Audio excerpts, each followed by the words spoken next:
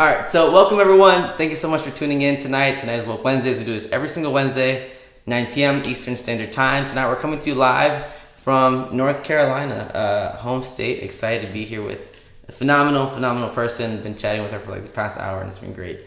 Would you like to introduce yourself? Tell people who you are. Hello everyone, my name is Raven Dow Stanley. I currently reside in Greensboro, North Carolina, where I go to UNC Greensboro. Go Spartans. I am majoring in consumer apparel and retail studies, so I basically fashion design, get to study the fashion industry. But most importantly, I am Native American. I'm from the Lumbee tribe, and I currently serve as the 2018-2019 Miss Indian North Carolina. So thank you so much for being here. I'm really excited. We have a lot to talk about tonight. And if this is your first time tuning into Woke Wednesdays, please feel free to post comments, ask questions, whatever, question you have, whatever comment you have, we are obviously more than happy to address it. So you want to get started? You ready? Sure, yep. All right, cool. So Native Americans, they're still here? Yeah. Oh yeah. Yeah. We're still thriving. And I'm asking that because I think part of tonight too, we want to kind of dispel some of the myths around just Native Americans. So you are part of the Lumbee tribe. Yes. So that means there's more than one Native American tribe. Absolutely, yes. There, in the United States, there are around many tribes. I'm even afraid to put a number on it. In North Carolina, I can tell you for sure, there are 8 state recognized tribes. And also, a part of that 8, there's one federally recognized tribe. We are in this part of the region, probably one of the most diverse places that has that many tribes in one place. However, there are still many tribes across the nation and in the United States. And so North Carolina just homes just a few. Lumbee is the largest tribe east of the Mississippi. Not many people know that, but we currently have somewhere between 55,000 to 6,000 enrolled members in our nation. So what do you mean by enrolled members? You have to enroll? Yes. So like we basically, this is for our tribe to basically keep in touch and keep up with one who is a part of our tribe, and through different criteria and things like that, and not every Lumbee is enrolled or has a card. I do have a tribal enrollment card that does identify myself as being a part of the Lumbee Nation. And some other tribes do practice in the same way. But yes, it is an enrollment process. Kind of reminds me of when you go to the DMV, asking some questions, things like that. Family lineage, that I'm able to tie my people back to the Lumbee tribe or to Robeson County all the way far from the 1700s. Things that kind of it basically keeps our people in touch and in tune to our tribe. Interesting. So last week we had a young person. This person was part of the Seminole tribe, and he was saying that he was registered with the Seminole tribe. I didn't ask a follow-up because I didn't really think about it, but then now that you're saying this, I'm like, oh, okay, this makes more sense. And I'm sure there's also a way of kind of just reserving rights and giving more rights, I would imagine. We do still, although the Lumbee tribe is not by definition or technically federally recognized, we are still a sovereign nation. So we have a tribal council, we have people that are appointed or really voted in our tribe that basically help dictate what goes on among our people and things like that. And we do have a tribal chief, or also known as a tribal chairman, that oversees our tribe. So we're kind of like our own little nation, our own little people. So quick question, can a woman be a chief? Yes. Oh, okay. The first chief in North Carolina was actually Miss Priscilla Jacobs, who's a part of the Waccamaw tribe. So we have had female chiefs in serving in that role in many different American Indian tribes. Dope, because I feel like anytime you kind of see narratives around Indians or Native Americans, you rarely see a woman in a chief role. So that's okay. That's good to know. So I'm sure you get this question a lot. We're talking about before the show. Preferred terms, like, is it offensive to call someone Indian or Native American, or what do you kind of prefer? I certainly think, depending on an indigenous person that you ask, this answer will be different. Everyone has their own idea to it, their own personal perspective on it. For me personally, I do not get offended when people refer to me as Native American, American Indian, because I do know that in time, that's kind of what we were always told. I know in my history class, that's what they refer to my people as. But personally, I identify as being Lumbee. I would love it if you just said I'm Lumbee, because saying American Indian is such an umbrella to so many things. the Lumbees are far different from the Indians out in the plains, from the Navajos, from the Apaches. We have, different, some ways are similar, but we do have different ways of thinking, and our clothing, our traditional wear is different. Our stories are different. Our history is different. So if you would want to really try to narrow down an identification of who I am or what to refer to me as, I prefer being called Lumbee. Now, so this is interesting because would you kind of say it's similar to, because I guess in Hispanic culture, some people prefer being called Hispanic, Latino, Latinx, whatever. Some people prefer African American, Black, Afro-Caribbean, Afro-Latinx. So do you think it's just kind of one of those things that it's just, it depends on the person? Absolutely, right? yeah. Okay. Absolutely. So I'm really curious because we were kind of talking about myths that people just kind of create. And you were saying that you've met folks that really just did not know that Native Americans were just still around in general. So do you often experience this? Do you encounter this type of thought? Absolutely. I certainly have to blame our history books when it refers to our culture, or what I like to call it my story, because they tend to leave my people in, and when I say my people, indigenous people as a whole, they tend to leave us in the 1800s, pre-colonial times, and then when the Europeans came here, and they kind of leave it there, and we don't really get talked about any further. So I can certainly see how a mindset could be produced of, well, Native Americans no longer exist, we were extinct. It is known that around 90 to 99% of our population was completely wiped out. So we do serve as the minority in our own homeland. However, we are still here. We are still a thriving group of people. We are still reigning in North Carolina, in the United States as a whole, and everywhere. And so typically with that, that's kind of the response that I say, and kind of, because some people, when they ask me, you're Native American, so they're still here. And then when I say, yes, I'm Lumbee, largest tribe east of the Mississippi, their eyes open, and then they're like, and here's some more tribes. We have the Coharie, the Wakamasuan, the Meherrin, the Halawasponi, and I can go on. And I love to see, though, once I tell them about that, their eyes open, because they're just immediately fascinated that, yes, we have this, despite everything that our people have been through in history, we still have this, and we're still maintaining our tribal heritage and our culture. Now, so how do you do that, right? Because clearly so much has happened with colonization and everything. How do you continue to keep your culture and cultures alive? Oh gosh, there's certainly so many ways. I know for me personally, growing up in an urban area, one way that my mother felt really important to teach me and my brother's culture alive is through our dances. Through our tribal dances, but not only that, we participated in powwows, which is kind of like a universal thing that many tribes participate in across the United States, but we were always at that. So growing up, I didn't really go out with my friends to the movies on a weekend because I was somewhere else in another part of the state at a powwow, dancing. Our language is something that the Europeans tried to take away from us when they came here, because we were the first contact. So there were brutal repercussions. Tend to do that, yeah.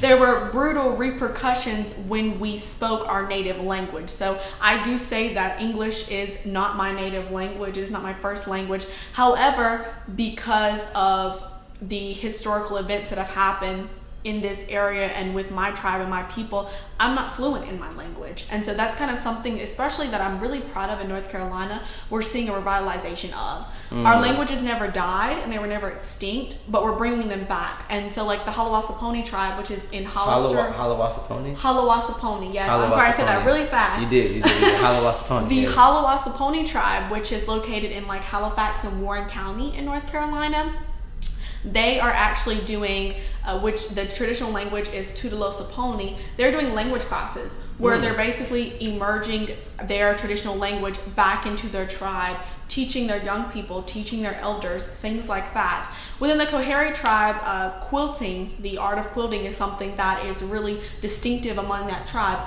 So the elder women... Quilting is a native custom?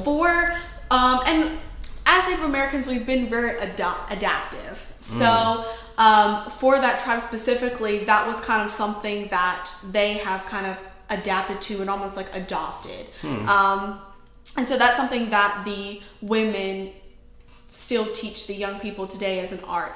Native American beadwork, which is something similar to what I have on my earrings today, doing our Native American crafts, things like that. That's something like I know me personally, how I'm trying to, you know, instill my culture and keep it alive. Also, people don't think about... you make your own beadwork? I do, yes. You want to tell folks the Instagram page or something? Yes, absolutely. You can find me at Indigenous Angels. And Indigenous _Angel. Underscore Angel, yeah. So certainly hit me up if you are interested in American Indian art and things like that. And I can now make my traditional clothing, which I'm proud to say.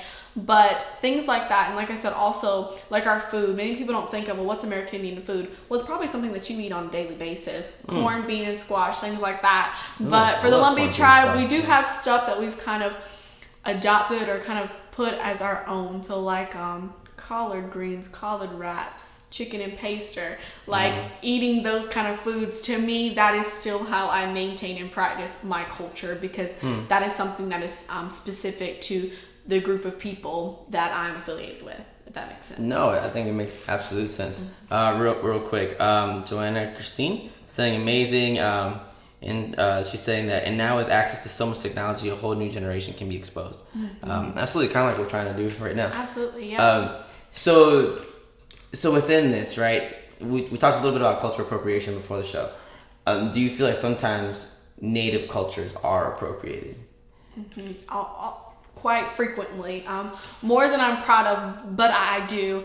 Definitely every year in October and Halloween, I do tend to find, and what I identify as cultural appropriation, when people dress up in what they think or what they see as an American Indian attire, American Indian traditional wear, and I kind of have to blame the Party City and those kind of clothing companies. Yeah. Darn you, Party City. Darn you. For that, but I certainly think in many ways our culture is appropriated, and I think that why ours are, I don't want to say easily gets appropriated, but frequently gets appropriated, is because some people tend to not be so aware of the fact that there are still natives here, because certainly we are such a small percentage of the population. I think some people just aren't educated either, right? Some people just don't care.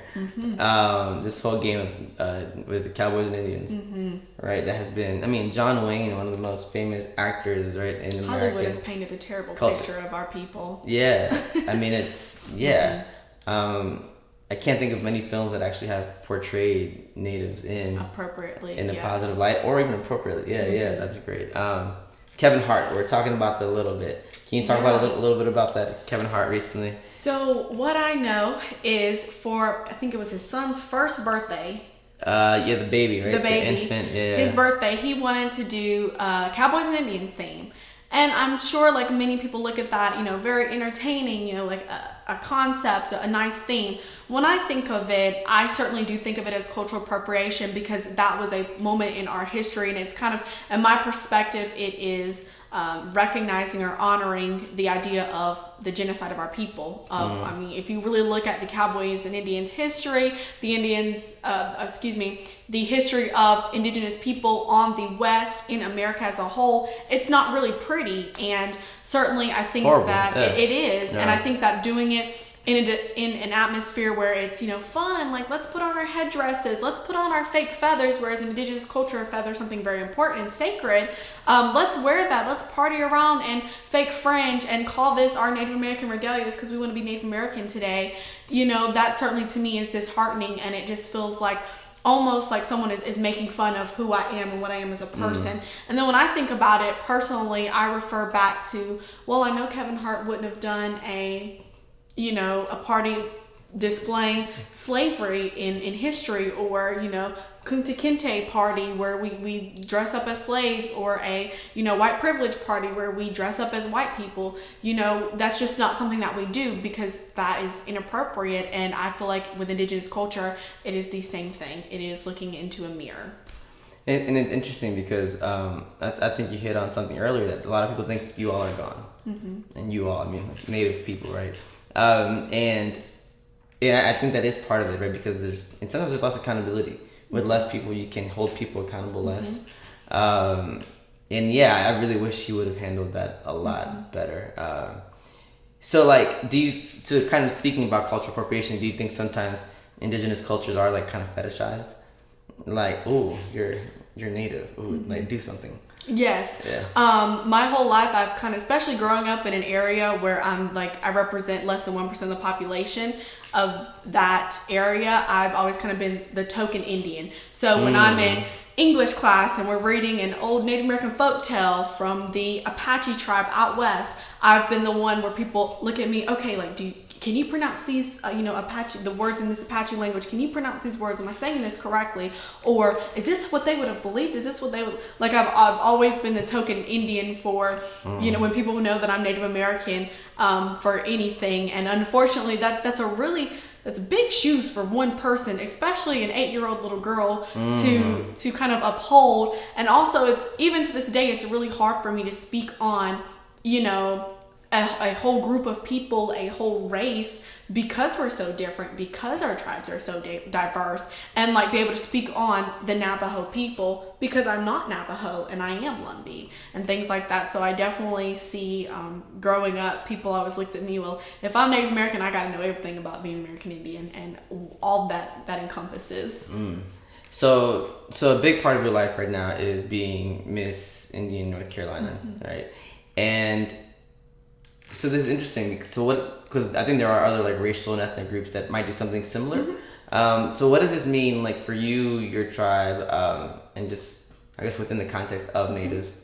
So this is actually something that started in 1865, and so Miss Indian North Carolina is pretty much, the way I look at it as I serve as an ambassador for all the tribes of North Carolina. So I represent all of the tribes that are represented here in North Carolina. That's what I focus on. So I spend a whole year traveling to I actually just this November have traveled all of the 8 tribes in North Carolina. Wow. From last February to like November, I have done all of that. Have at least been there at least once, probably about, with some of them multiple times.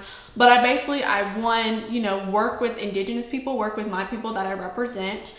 I, get to know them, form relationships with them, and also just make a presence of I'm here and I'm here to support you and I'm here to be your backbone. And when I say you, I mean all of the indigenous people in North Carolina. But I also find myself I also think it's equally important to be in non-native atmospheres where I can use that to educate. So I was recently the guest speaker at a VA hospital in Salisbury, where I got to speak with a lot of veterans and families of veterans to talk about American Indian culture, and where I was also able to talk about Native American veterans, which is its own unique aspect. Yeah, absolutely.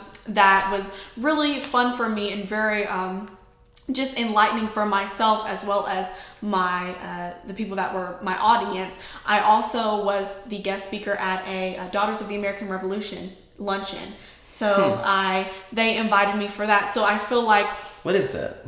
I can think of something, but what is it specifically? From what I gathered, it is basically women that have been able to trace their lineage back to soldiers who fought in the American Revolution.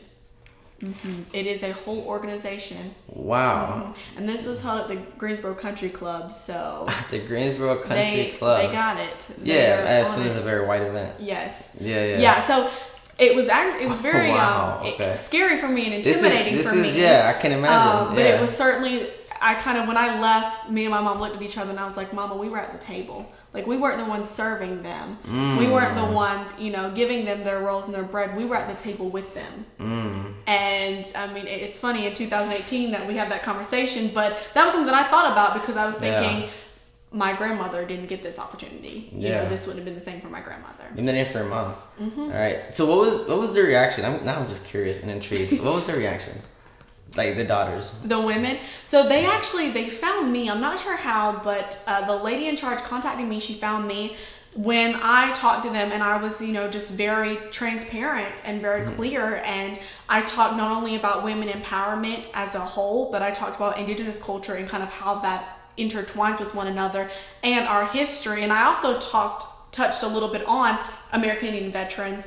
Most of them were very open-minded and they were very moved, which I can appreciate. I even had a lady. I'm surprised. Yeah. To be honest with you. I had a lady that messaged me long after, and she emailed me and was just saying how moving that my presentation was and how well spoken I was about it. And so she was like, I want to support you. You know, if there's anything you're doing, I want to be there for you, and I want to, you know, watch you during your reign. So I actually invited her to, I don't think I told you, but in the Greensboro Cultural Center, they have a whole thing on Faces of Diversity. So there's a painting or an art mural kind of thing in the Greensboro Cultural Center, and my face is one of them. Really? So I will forever be in the Greensboro Cultural Center. Yeah. So she actually came out to the unveiling of that to support me. That's awesome. So I definitely feel like I got a very positive feedback, and walking into it, I was certainly open to whatever the feedback was going to be. So again, I'm really curious by all this. I'm just intrigued because I feel like I would have been very nervous, like going in there and talking. I was very intimidating. These were power women. Oh yeah, that never, you know. I can imagine. And you're essentially like talking about. And I'm so young. Yeah. You're young, right? And you're very bright, and you're just kind of in their face about genocide, right? I'm just kind of just interested that I'm glad, I guess, that they were open to even having you there. I am. That was definitely an opportunity that I took, and you know, our history is definitely something that's not pretty, and the genocide of my people and my culture is something that's very true. So there's not a way to sugarcoat it. There's really not a way to sugarcoat it or bounce around the bush. And so when I speak, I don't sugarcoat it. But I certainly don't, you know, look for any kind of, you know, forgiveness or affirmation from anyone else about it. But I look at it as I'm really appreciative of being able to educate people. And so being able to, I'm definitely not afraid to talk about it, and being able to talk about it and recognize it. And like I said, I was very intrigued by their output of it, but I was very appreciative of it, because I do feel like, you know, if I did anything, even if they probably won't remember anything that I said or speech, I do feel like the way I made them feel in that one moment was very, very significant. And it's interesting because it also seems like you weren't targeting like white people and individuals. Not at all. Yeah, right? Not at all. You're talking about a larger history. It's not about them personally. Not at all. Yeah. Which is a tough thing to do when you're talking about something so sensitive.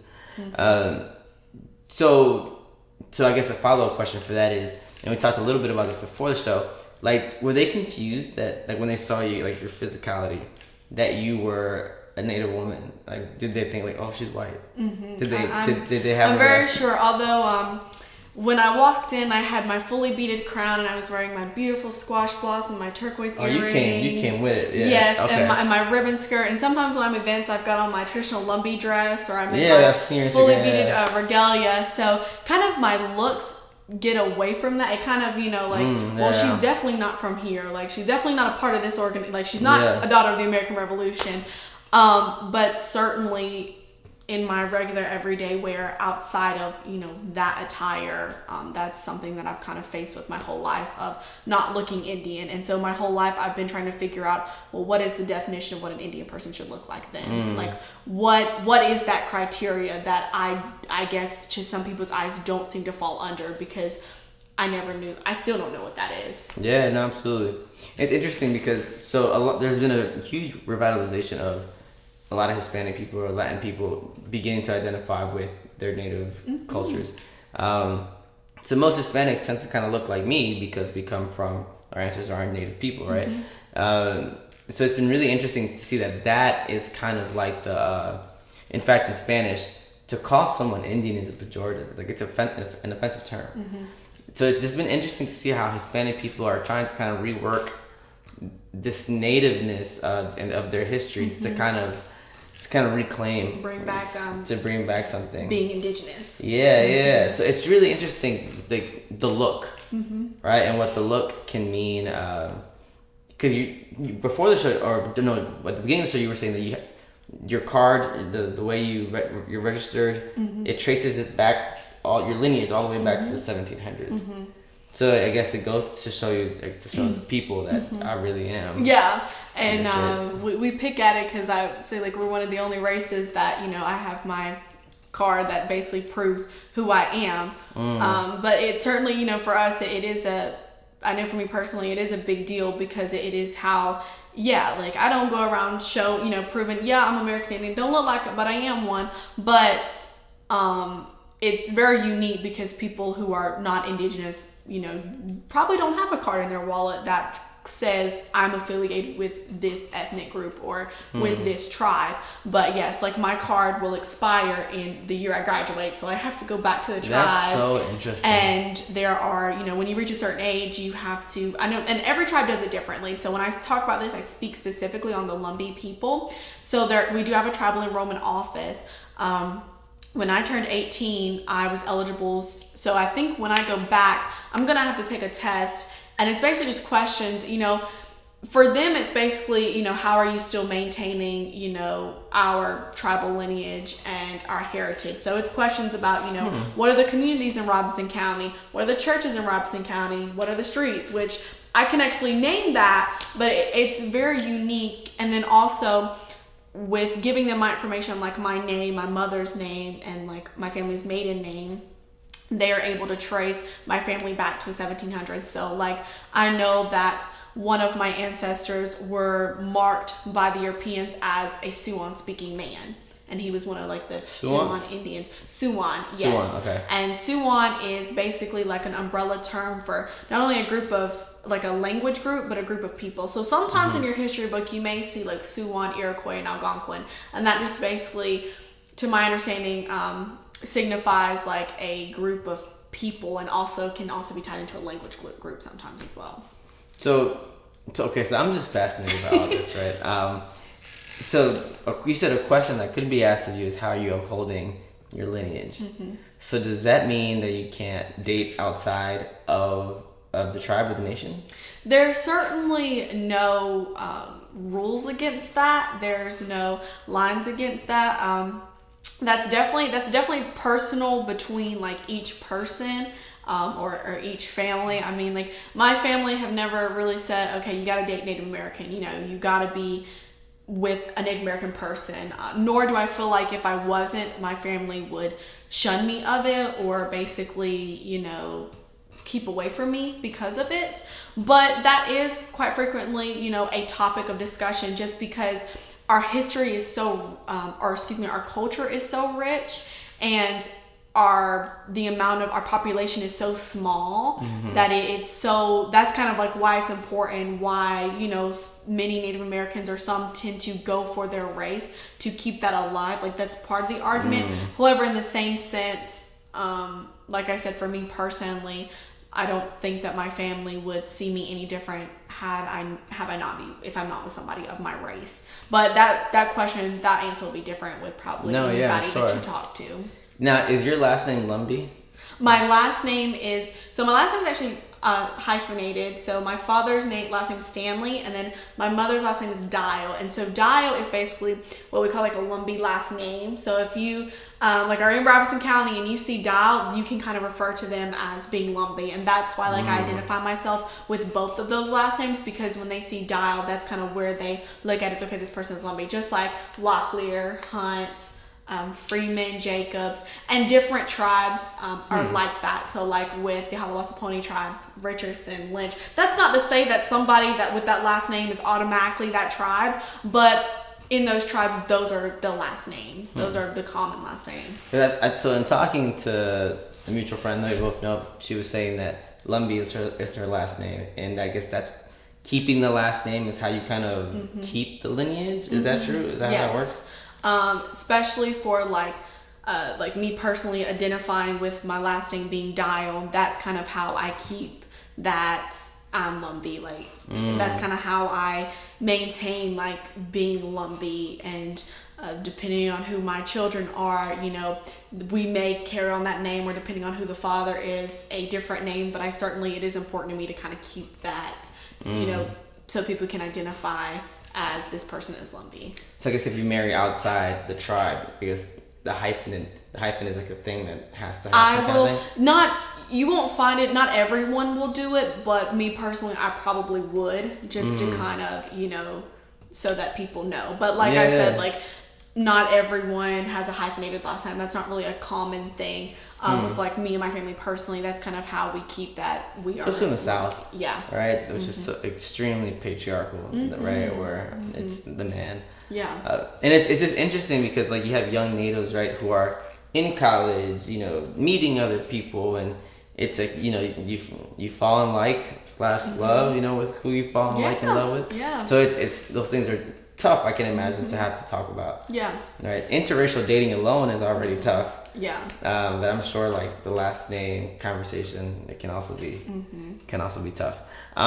So what has it been kind of like with specifically for women's empowerment in relation to being Native American and Lumbee and kind of spreading awareness around that? Like, what has that kind of been like? So I guess I'll start with why there is a relationship between indigenous culture and women empowerment. Oh, yeah. Initially in our culture before the Europeans came, our women, you know, in Native American culture, women were, and they're equal to men. And I'm not saying they aren't now, but it was something that was very, very, it was a universal concept because what are our women? Our women are the givers of life. The Creator has granted our women a gift to, you know, carry life that the men do not have. So certainly like with men, they looked at our women as being something sacred and very important.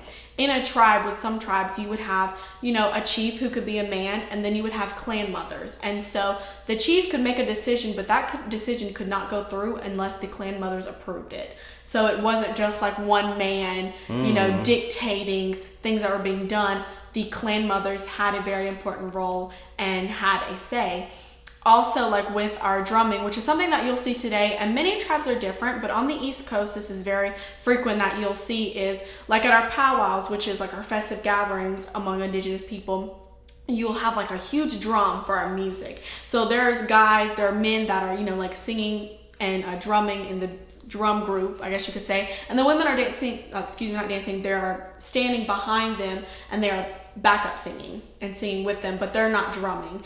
And so from a non-native's perspective, from a European's perspective, you can see that as the woman is being subservient to the man, you know, that is the man's role. The woman is not allowed to be at the drum. However, in our culture, the way that I was raised is our drum beat, the beat of our drum is similar to a heartbeat and similar to like what we know as, you know, like the motion of our heart and things like that. Well, like I said before, women can create a heartbeat.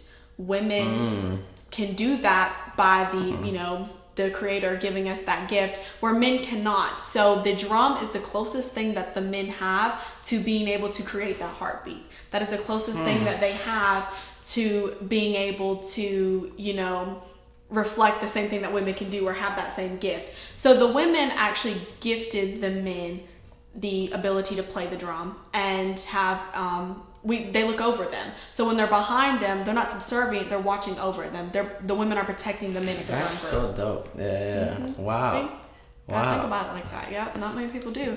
So that's always the way that I was told. And so like for me personally, this is for Lumbees specifically? This is for, it's certainly for me like a universal thing. So not just Lumbees, but I will say there are some women that do have drum groups. So it's depending on different tribes. Yeah. But in North Carolina, this is the way you would usually see it, and this is why. I love your point real quick about how if you come at it from a Western perspective, it can look a particular type of way as if women are being subservient. But if you actually get to know, then it can look extremely different. And that was a lot of the things in history with the way that Native Americans did things and the way that Europeans saw them. That happens a lot. Such as, absolutely, you know, with our animals, they assumed we worshiped them and, you know, we were pagan and we, you know, like they were our, I don't really know what you would call it, but at a very high power, just as they would be equal to the Creator. When that wasn't the case, we feel that Mother Earth or the planet is a gift from God. And so, you know, we want to sustain it. That's why it's so important that we fight in the Dakota Access Pipeline for water. However, I think everybody should fight for water because everybody needs it. Yeah. But that's why we were known as the water protectors, because we feel that our land is so important to protect. We were the first environmentalists. But like with animals, you know, we would never really hunt for game. It was for survival. So like when an animal was being killed, if it was by our own hand, we would pray to the Creator for, one, thanking Him for sacrificing His life for what we needed, but also just we had a very well understanding of the gifts that the Creator has given us. So I feel like I have so many questions, but real quick, Dahlia is saying, wow, yes, Diazzy Pop is asking, does that mean that women play a big role in tribes?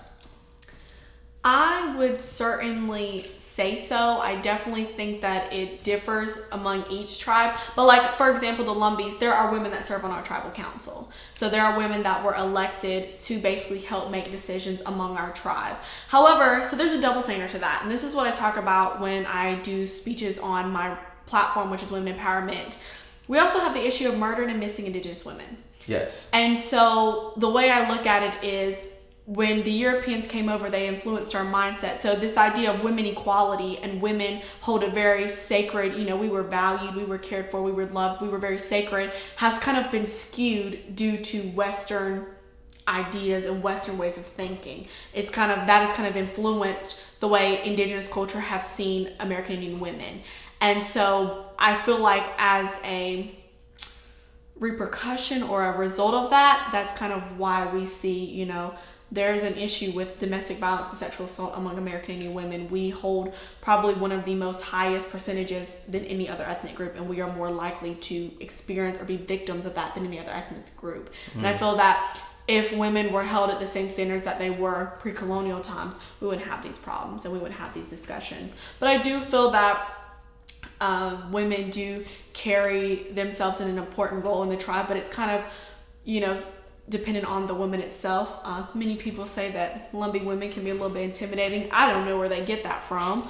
I don't know what made them think that. But it certainly, it differs among, tribes. But like just the fact of that North Carolina has a Missing North Carolina program, I certainly feel that is North Carolina, the Native Americans in North Carolina, putting women at the forefront to be an ambassador and giving us a platform to be an advocate for our people. So this is really interesting that you're saying that pre-colonial, there was a different gender expression and gender roles, I guess we can call it, were viewed differently, right?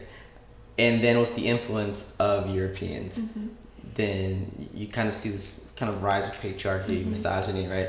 There's a really interesting article that I read about Black women and how in the United States, post-slavery, it was women and men worked equally to kind of uplift the race, but it wasn't until Black men started going into higher education and learning and being socialized and conditioned by white scholars that they kind of began to embrace patriarchal and misogynistic kind of tendencies, and then obviously affecting women. So it's really interesting when we talk about cross-cultural groups or different racial groups, the influence of Western and just European thought on different groups, which I think is it should definitely be addressed and continue to and not many people know this, but in history, with the women's suffrage among American women getting their rights in America as American citizens, it was with the help of the Haudenosaunee Confederacy, the women of that confederacy, that helped the American women get those rights. Because like I said initially, that's something that's been our ways of thinking for many, many years. That's never been a question for us. So we never, when we seen the Europeans come over and we seen the way the men were treating the women, that was foreign to us. And we were very, surprised by that, and the roles that men had versus the women's duties or the expectations of women were very, very different between the Europeans and the American Indians. So there was how do you pronounce it, the tribe of the nation? It's the Haudenosaunee Confederacy, which is in New York. It's up north. So it's interesting because also with women's suffrage, it was pretty much white women who had. So I wonder, like, the relation of Native women helping these white women and how that kind of. I'm just more so curious. Real quick, let me read some of these comments and questions.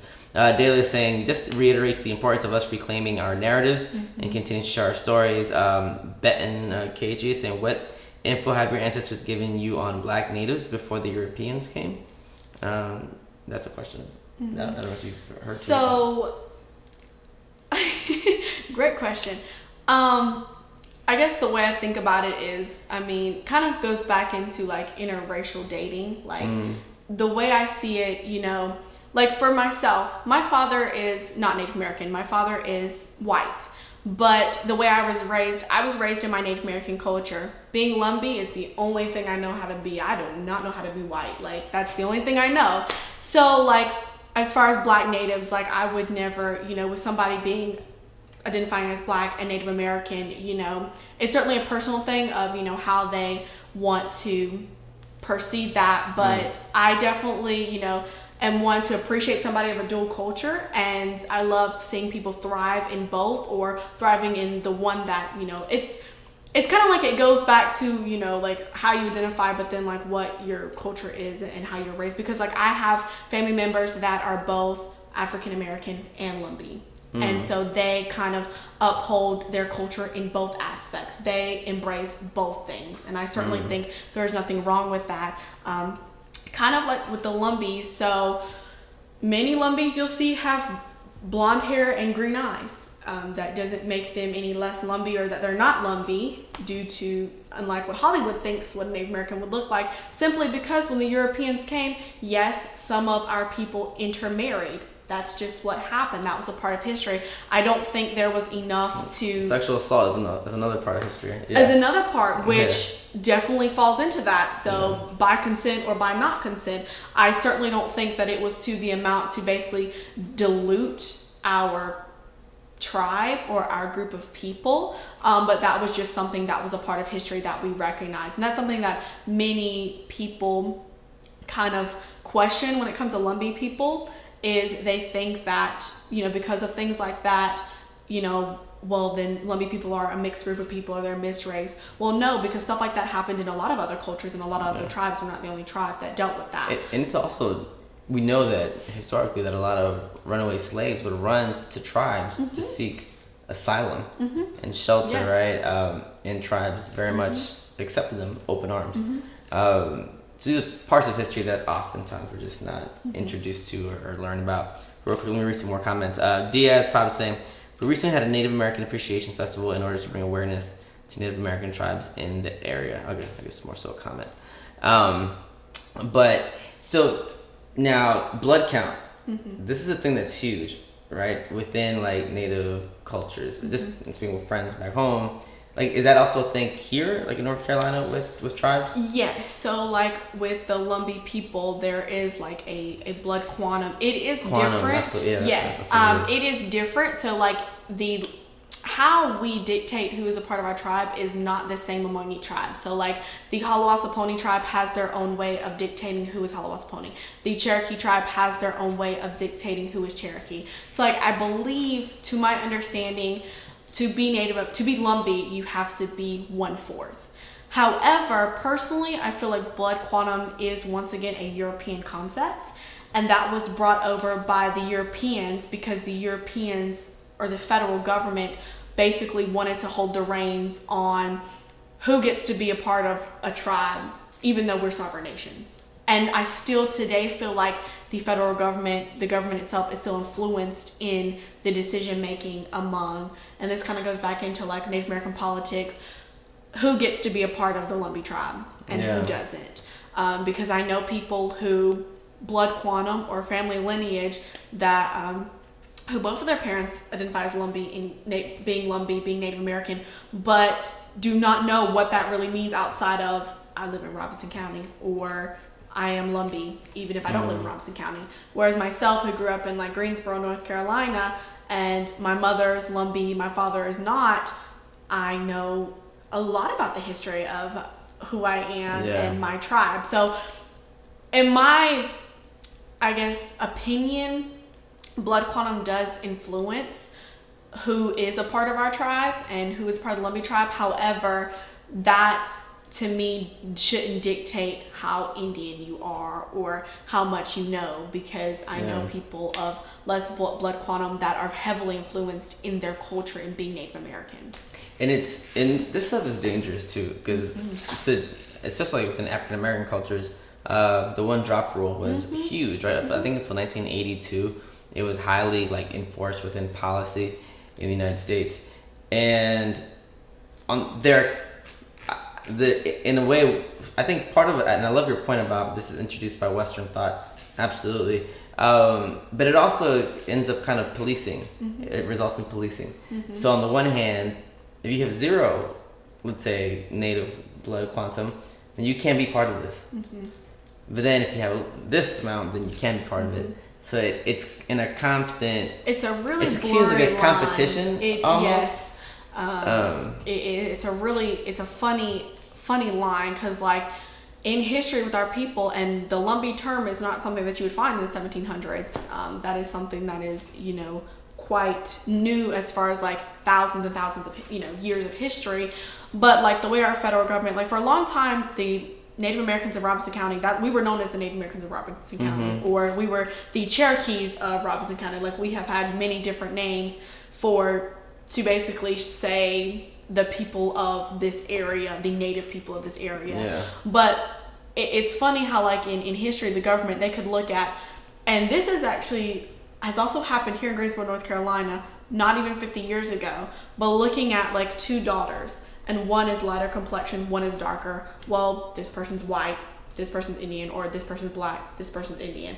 And they're being in the same family with the same parents. And the reason why I say it happened something similar here is there was a story of these two girls who were in daycare, and the counselor, and when I say like here, like fairly new, I'm talking about like in the 70s, when the civil rights was something prominent in Greensboro, North Carolina. There was these two young girls in daycare, and the teacher or the counselor, whatever, looked at the 2-year-old girls and told the mom, she was like, I can take this one who was lighter, but I can't take her. I can't accept her. And she was darker. They had the same mom and dad, and they were Lumbee. They were Lumbee Indian. And so they could take one and not the other. And this is in the 70s in North Carolina. Wow. This is right around the 4 sit-ins, yep.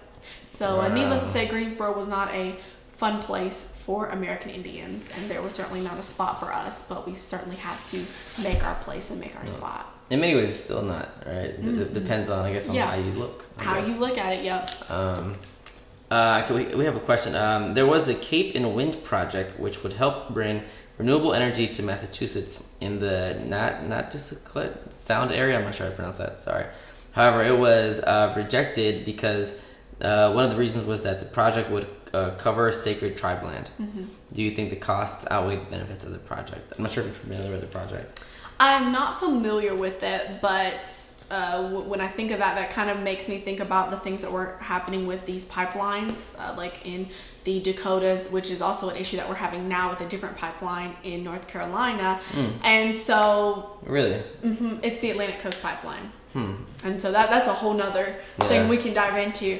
But with that, I guess for me, bottom line, so the project, correct me if I'm wrong, so it could interfere with sacred Native American land. That's what it seems like from the comment. I don't know about the project. To me, that is whatever the benefit or the cost factor of it, that is something that I feel like they could probably do best staying away from. And the reason why I say that is going back to like what I know, going back to like the Dakota Access Pipeline issue, that is kind of still, you know, here an issue, and that happened a couple years ago.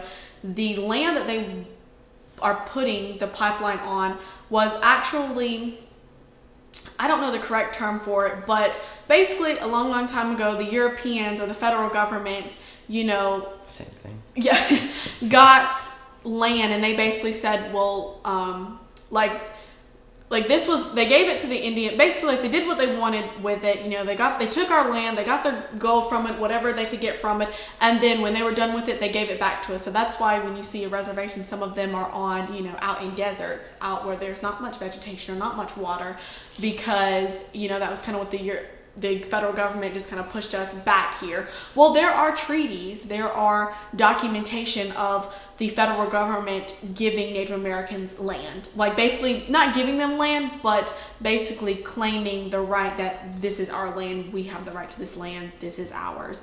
And so this sacred land, like yes, there are sacred, you know, burial grounds, there are sacred artifacts that reside in this land. This land means something.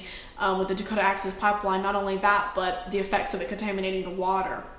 I mean, things like that. That's kind of like why I get so infuriated by issues or projects like that want to go through it, because on the other hand, like the Dakota Access Pipeline, the reason why I keep referring to it is because this is what I study a lot about in my free time, you know, learning about this contemporary issue.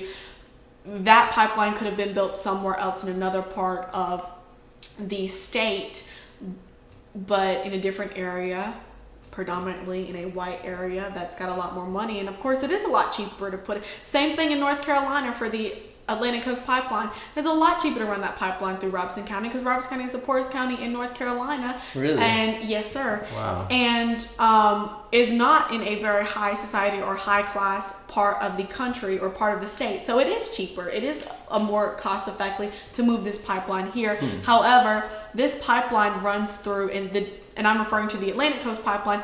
It runs through the background of my cousin's house. And I'm talking about generational land that my cousin lives. Their parents live there. Their grandparents live there. Their kids are going to live there. And it runs right through it. So if that pipeline ever busts, that land's destroyed. That land is gone. Wow. So we're coming to a close. It's been almost an hour. Oh my gosh. I can't believe it. I don't even know what to say after that. That's a lot.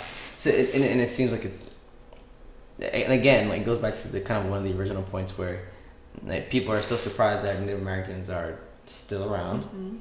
They're not only still around, but still also being suffering, right? It's still being kind of, I guess, there's so much violence, right, in relation to. It was crazy. I was listening to somebody. I forgot, it was a podcast or something, and they were saying how violence and oppression has been so prevalent in the lives of just people of color that it kind of becomes part of the culture. And not every culture can say that oppression is just something they can come around against or around. So it seems like this is still obviously a thing, right? And now it's very close to home because it's in North Carolina. So what are some things that people are doing, or some things that people can do? So, like, for like what I know personally and things like that, as far as like oppression, like some of the things that we face. And so, like, when I think about this, like, I think that it's like a trickle down effect from history. So from like when the Europeans came here and what they did to my people, there's a trickle down effect. And so I'll give you an example. The boarding schools that, like, Carlisle, Pennsylvania, where like some of my ancestors were taken away to go there. So, like, we weren't allowed to speak our languages. They cut our hair. To assimilate, we needed to be civilized. Well, some of these kids grew up, and some of these kids had families. Some of these kids grew up and became alcoholics because they needed an escape. So substance abuse has been a issue in my culture. In my tribe, substance abuse has been an issue. Domestic violence, sexual assault, that has been an issue. And I think that those issues are trickle-down effects from what has happened because of generational, historical trauma and things like that. So different efforts are being made. I really want to commend North Carolina and commend our tribes in North Carolina on. So there's cultural classes that are across North Carolina. I actually grew up in one in Greensboro. There are about three. There's about three in like Robeson County and then surrounding counties. So like there's one in Robeson County, one in Hope County, one in Scotland County, and then also like in other tribes, they're doing cultural classes where they're teaching our young Native Americans, because I think one thing we suffer with is like cultural identity or like self-identity. Who am I? Who really am I? And so like cultural class, teaching our young people our culture, teaching our young people to be proud of who they are and who their culture is. And I think that's universal for anybody, no matter what your background is to learn about it and then be proud of it and be proud of who you are. I think those are little ways, if that makes sense, that we're kind of not concealing this oppression, but healing from this oppression is learning more. We're doing a lot of revitalization of like, our powwow dances are universal, but then we have social dances that are distinctive to our tribe, and not really our tribe, but like our group of people, our region of people in the Southeast, Southeastern dances, or like the people who are a part of the Iroquois Confederacy, the Iroquois dances, like bringing those back and, teaching our kids our language. I feel like the more you learn about who you are and yourself, the less likely you are to have low self-esteem and be low in self-confidence. So I kind of feel like that's kind of like they're together, they intertwine with one another as far as these are ways that we're fixing oppression. And also there have been times where we have tried to appropriately and positively and kindly, fight back. And then there are other times where, like the famous Dennis Bank would say, it's a good day to die, which is, he's one of the founders of the American Indian movement. So there have been strides where we have we have asserted our place at the table because we needed to be there. So like the American Indian movement, which is a historical movement and a historical group of Indian people and Native American allies to basically gain our indigenous rights back in America. Wow. I think that's a great way to end, because there's just so much, right, to kind of cover, so much to address. So much, yeah. But there is also a lot of hope, right? I certainly believe so. And I think you're an example of that. I think a lot of people that are working towards this kind of progressive politics, right, are examples of that. So yeah, please continue to do what you do. Thank you so much. Thank you for having me. Thank you all for tuning in tonight. A lot was said tonight. And if you'd like to rewatch it, I'm going to post this to the Instagram story, and then it'll go on YouTube. So please feel free to send this to your friends. But thank you so much for being on the show, and we'll see y'all next week.